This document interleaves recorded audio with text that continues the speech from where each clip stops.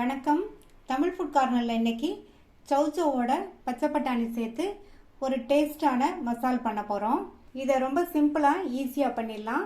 எல்லா வகை சாதத்துக்கும் சைட் டிஷ்ஷாக வச்சுக்கலாம். சப்பாத்திக்கும் தொட்டு சாப்பிட்றதுக்கு நல்லாயிருக்கும். வாங்க இப்போ எப்படி பண்ணுறதுன்னு பார்க்கலாம்.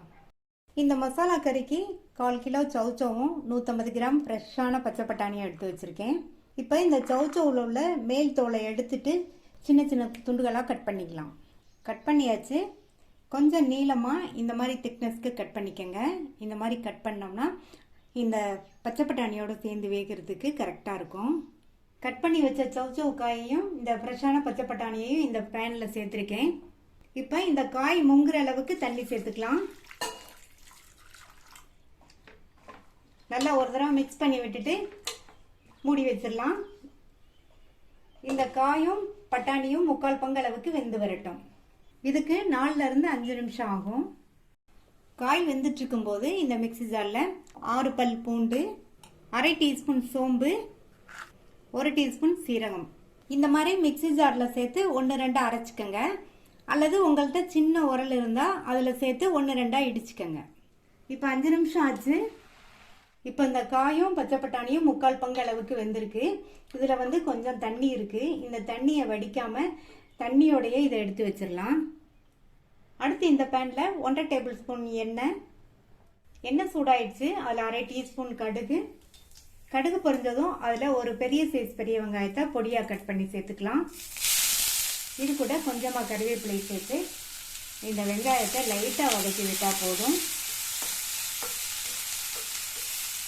இந்த மாதிரி வதக்கிட்டு அடுத்து இது கூட 1-2 இடிச்ச சோம்பு, சீரகம், பூண்டு கலவையை சேர்த்துக்கலாம். இதையும் நல்லா வதக்கி விட்டுக்கணும். இந்த கலவையை சேர்த்த உடனே நல்ல ஒரு வாசனை வந்துட்டு இருக்கு. இந்த கலவையை சேர்த்து 1 நிமிஷம் வதக்கியாச்சு. அடுத்து இதில் 2 சின்ன சைஸ் தக்காளியை இந்த மாதிரி பொடியாக கட் பண்ணி சேர்த்துட்டு தக்காளி வதங்கிறதுக்காக கொஞ்சமாக உப்பு சேர்த்து வதக்கிக்கலாம். இந்த தக்காளி நல்லா வதங்கி வரட்டும். சேர்த்து தக்காளி எல்லாம் நல்லா வதங்கி ஓரளவு மசிஞ்சு வந்துருச்சு. அடுத்து இது கூட 1/4 டீஸ்பூன் மஞ்சள் தூள், 1/2 டீஸ்பூன் தனி மிளகாத்தூள், 1 டீஸ்பூன் கொத்தமல்லி தூள் சேர்த்துட்டு இந்த மசால் கறிக்கு தேவையான அளவு உப்பு சேர்த்துக்கலாம். தக்காளி வதங்கும் போது நம்ம கொஞ்சமாக உப்பு சேர்த்தோம். இப்போ இந்த அளவு உப்பு கரெக்டாக இருக்கும். இதில் 1 டேபிள் ஸ்பூன் போல் தண்ணி சேர்த்து நல்லா மிக்ஸ் பண்ணி விட்டுக்கலாம். சேர்த்து அந்த மசாலாவோட பச்சை வாசனையெல்லாம் போகிற வரைக்கும் ஒரு 2-3 நிமிஷத்துக்கு வதங்கிட்டு இருக்கட்டும். மசாலா தூளோட பச்சை வாசனையெல்லாம் போயிடுச்சு. நம்ம வேக வச்ச அந்த சௌச்சோவையும் பச்சை பட்டாணியையும் இதில் சேர்த்துக்கலாம். வேக வச்ச தண்ணியோடையே இதை சேர்த்துருங்க. நான் ஃப்ரெஷ்ஷான பச்சை பட்டாணிங்கிறதுனால காயோடையே சேர்த்து ஃபஸ்ட்டு வேக வச்சுட்டேன். நீங்கள் ஃப்ரோசன் பட்டாணி எடுத்துருந்தீங்கன்னா ஃபஸ்ட்டு காயை மட்டும் வேக வச்சுட்டு இந்த மசாலாலாம் சேர்க்கும் போது ஃப்ரோசன் பட்டாணி சேர்த்தா போதும். ஃப்ரோசன் பட்டாணி வேகமாகவே வெந்துடும். அதனால் முதல்லையே அதை வேக வைக்கணுங்கிற அவசியம் கிடையாது. இப்போ இதை நல்லா ஒரு தடவை கலந்து விட்டுட்டு இது கூட ஒரு 1/4 கப் மட்டும் தண்ணி சேர்த்துடலாம். தண்ணி சேர்த்துட்டு மறுபடியும் ஒரு தடவை இந்த மாதிரி மிக்ஸ் பண்ணி விட்டுட்டு மூடி வச்சிடலாம். சௌச்சோவையும் பட்டாணியும் நம்ம ஏற்கனவே 3/4 பங்கு அளவுக்கு வேக வச்சிட்டோம். இப்போ இந்த ரெண்டுமே மசாலாவோட சேர்ந்து நல்லா கொதிச்சு ஃபுல்லாக வெந்து வர வரையும் இருக்கட்டும். அப்பப்போ ஓப்பன் பண்ணி பார்த்து கிண்டி விட்டுக்கங்க.